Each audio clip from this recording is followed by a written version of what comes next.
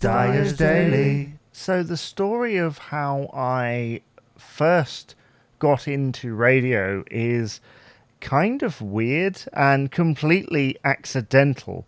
So basically, I'd always had an interest in getting into radio. I used to make mixtapes at home and all kinds of things like that. And I made my first appearance as a guest on radio when I was 15, like I said previously. But one day, I just happened to notice that there was a radio station in Boston where I used to live called Stump Radio. And I emailed going, is there any chance I can help out? They said they were full. Then, when they came back again, maybe 6 months to a year later, I see that they're looking for bands. And I just happened to message them and go, I know a few bands in the area I can point you in the direction of. At which point, this guy replied with, would you like the show yourself, since you seem to know bands in the area?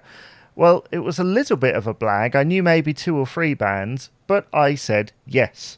And so I went on the air in August of 2008, and this was very nerve-wracking. I'd not really done anything like that before. I was powering a desk, and I had a guest in the studio, one of those bands that I knew.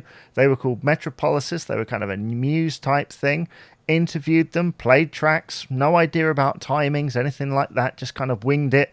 And then got to the last maybe 3 or 4 minutes of the show and just completely froze up. My guests had gone, and I just looked at my producer and I said, would you like to say anything? And he said no.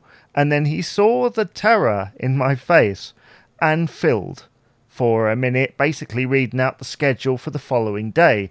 Because you see, dear listener, the show was on between 10 and midnight, I think it was. Sadly, I have no recordings of this show. I think someone recorded it at home on cassette, but I've never asked them for it. I haven't spoken to them for years. I think it's probably best, though, because even the stuff I do have from a little bit later on is kind of cringy. But I think it's important. It's a starting off point, and it was quite ambitious to have a guest in the studio, basically on your first ever solo broadcast. But it's something I remember fondly. We had acoustic session in there with Metropolises, which was amazing. I shall never forget the sound of that guitar and his voice going through my headphones. What a time. I did enjoy that immensely. Dyer's Daily.